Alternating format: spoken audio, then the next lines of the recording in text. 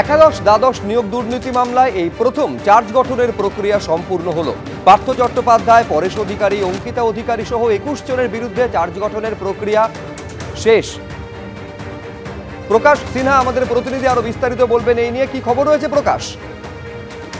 দেখো, চার্জ গঠনের প্রক্রিয়া শেষ। আমরা দেখলাম যে কোনো শিক্ষা নিয়োগ দুর্নীতি মামলায় প্রথম কিন্তু যে কোনো মামলায় একাদশ দ্বাদশ মামলায় চার্জ গঠনের প্রক্রিয়া সম্পূর্ণ করা হলো। আজকে প্রাক্তন শিক্ষামন্ত্রী পার্থ চট্টোপাধ্যায়, সুবীরেশ ভট্টাচার্য, পরেশ অধিকারী, তার কন্যা অঙ্কিতা অধিকারী, কল্যাণময় গঙ্গোপাধ্যায় সহ 21 জনের বিরুদ্ধে চার্জ গঠন করা হলো। একাধিক এজেন্টের নামে তুমি জানো চার্জশিট করা হয়েছিল, তার মধ্যে প্রসন্ন রায় সহ একাধিক এজেন্ট ছিল।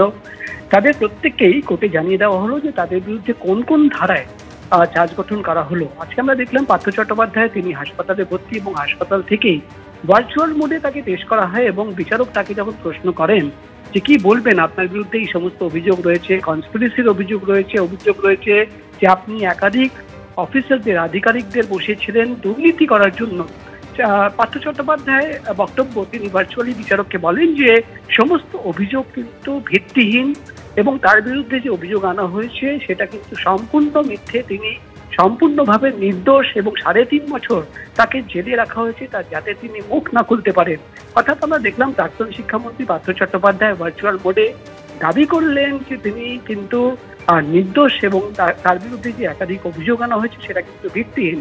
আমরা দেখলাম পরেশ অধিকারী তিনিও কিন্তু আদালতে দাবি করেন যে তিনি নির্দোষ এবং পার্থ চট্টোপাধ্যায়, পরেশ অধিকারী, তার কন্যা অঙ্কিতা অধিকারী প্রত্যেকেই কিন্তু এই মামলা থেকে নিষ্পত্তি পাওয়ার আবেদন জানানো হয়েছিল এবং বিচারক সেটা খারিজ করলেন। খারিজ করার পর প্রত্যেকের বিরুদ্ধে চার্জ গঠন করা হলো এবং প্রত্যেককে জানিয়ে দেওয়া হলো যে কোন কোন ধারায় তাদের বিরুদ্ধে অভিযোগ আনা হলো এবং চার্জ গঠন হওয়ার পর শুভজিৎ আগামী সপ্তাহ থেকে বিচার প্রক্রিয়া শুরু হবে। অর্থাৎ এই মামলায় একাদশ দ্বাদশ মামলায় বিচার প্রক্রিয়া শুরু করতে আর কোনো বাধা রইল না এবং আমরা দেখলাম যে কোনো শিক্ষা নিয়োগ দুর্নীতির এই যে কোনো প্রথম মামলায় কিন্তু চার্জ গঠন করা হলো এবং এবার কিন্তু এই মামলায় বিচার প্রক্রিয়া শুরু হবে। শুভজিৎ, ধন্যবাদ প্রকাশ।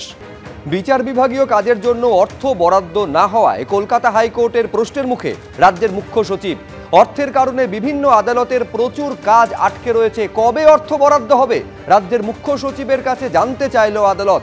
সিসিটিভি বসানো এবং ফুটেজ সংরক্ষণ সংক্রান্ত কাজ প্রায় 2024 থেকে আটকে রয়েছে, আর কতদিন সময় লাগবে প্রশ্ন বিচারপতির। প্রধান বিচারপতির সঙ্গে শেষ কবে কথা হয়েছে প্রশ্ন করলেন বিচারপতি। জেলা আদালতের দিকে দেখুন কিভাবে কাজ হচ্ছে একবার দেখুন বলে মন্তব্য বিচারপতির। প্রায় 17 কোটি টাকা দেওয়ার কথা ছিল, সেটার কি হলো প্রশ্ন করেছেন মহামান্য বিচারপতি।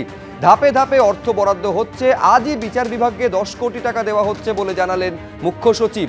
কলকাতা হাইকোর্ট আরেকটি মেডিকেল ইউনিট করার কথা ছিল সেখানে, সেটাও হচ্ছে না। কোনো আইনজীবী তো অসুস্থও হতে পারবেন না মন্তব্য বিচারপতির। 55টি প্রকল্প বন্ধ রয়েছে, প্রিন্ট করার কার্টিজ নেই। আদালত কিভাবে চলবে প্রশ্ন করেছে আদালত। অর্থ সমস্যা নয়, 7 দিনের মধ্যে রিপোর্ট দিয়ে জানাচ্ছি যে কাজ কতদিনের মধ্যে শেষ করা সম্ভব হবে সেই কাজ জানালেন মুখ্য সচিব।